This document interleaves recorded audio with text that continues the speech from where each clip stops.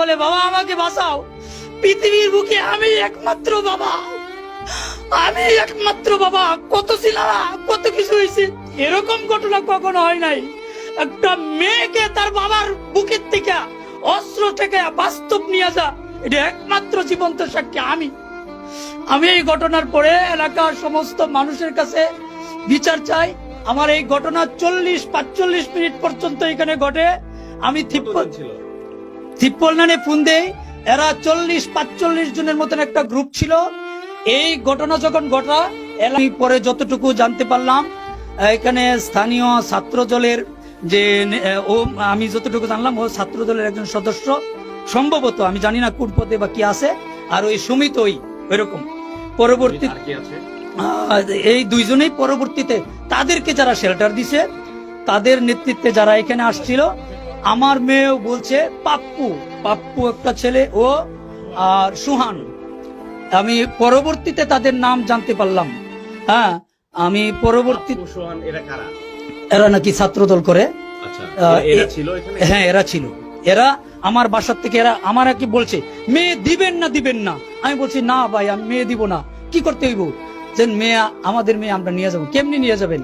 জোর করে নিয়ে যাবো। এই কথা বলে আমার ঘর থেকে বের হওয়ার সাথে সাথে অ্যাকশন শুরু হয়। কয়েকবার আমি আইনের আশ্রয় চাইছি, আমি আমার জীবন ভিক্ষা চাইছি, আমি এদের কাছে করজোরে আমার ইজ্জত ভিক্ষা চাইছি, জীবন ভিক্ষা চাইছি, কোনো কিছুই পাই নাই। আমার মেয়েটা নিয়ে গেছে। তারপরে প্রশাসনের লোক আসছে, আসার পরে আমাকে সহকারে থানায় নিয়ে গেছে, এজাহার লিখছে। কিন্তু এখন পর্যন্ত 2 দিন হয়ে যাচ্ছে আজকে, আমার মেয়ে আছে না নাই তাও কইতে পারি না। জানি না কার ইয়াতে এখন পর্যন্ত মূল আসামি ধরে না, আমার সাথে সমঝোতার কথা বলে। আমি জানি না আমার মেয়ে বাচ্চা আছে কিনা ভাই। আমি আজকে আপনাদের মাধ্যমে আমার মেয়ে আছে না নাই এটা জানতে চাই। আমি একজন ইমাম হিসেবে দেশের সমস্ত ইমামের কাছে আমার দাবি, আমার ইজ্জত গেছে, এটার জন্য আমি বিচার চাই। আপনাদের মাধ্যমে, ইমামদের মাধ্যমে, প্রশাসনের কাছে এবং প্রশাসনের সর্বোচ্চ যারা আছে, আমি উপজেলায় সবাই জানাইছি, আমি এখন পর্যন্ত কোনো বিচার পাই নাই। যে আসসালামু আলাইকুম প্রিয় দর্শক, আপনারা দেখলেন একজন বাবার কণ্ঠ, একটা পরিবারের আতঙ্ক আর আমাদের সমাজের নগ্ন বাস্তবতা। এটা কোনো সাধারণ ঘটনা না, এটা সরাসরি জুলুম, এটা অন্যায়, এটা আমাদের সমাজের লজ্জাজনক পতনের প্রমাণ।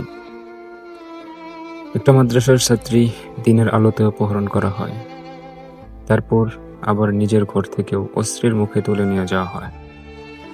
আর আমরা কি করছি? শুধু খবর পড়ছি, শেয়ার দিচ্ছি, তারপর চুপ হয়ে যাচ্ছি। 48 ঘন্টা পার হয়ে গেছে, এখনো সেই মেয়েকে উদ্ধার করা হয়নি। এটা কিসের রাষ্ট্র, কিসের আইন? অন্য দেশ হলে 12 ঘন্টা সময় লাগতো না, অপরাধীরা ধরা পড়ত। তাহলে আমাদের দেশে কেন এমন? প্রশাসন কার ভয়ে এখনো অ্যাকশন নিচ্ছে না? একটু নিজের দিকে তাকান। আপনার নিজের মেয়ে যদি এমন হতো, তখনও কি এই নীরবতা থাকতো? আজ ফারিয়া, কাল কারো বোন, পরশু আপনার ঘর। আল্লাহ তাআলা জুলুমকে পছন্দ করেন না, আর কোরআনে স্পষ্ট সতর্ক করেছেন জালেমদের পক্ষে দাঁড়িও না। আমরা যদি আজ চুপ থাকি, তাহলে কাল আমরা কি জবাব দেব?